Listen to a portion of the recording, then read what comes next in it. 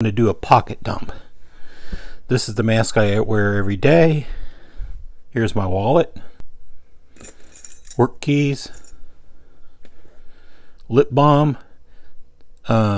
These are good for nipples too, if you have dried nipples, like I do sometimes. Flashlight, and my regular keys. Check out the Victorinox. And last but not least, the Real Steel 3001 Precision by Poltergeist Works, featuring S35 steel and titanium scales. And I picked this up from Love Them Knives. I wanted it. It was on my wish list. Take care. Bye bye.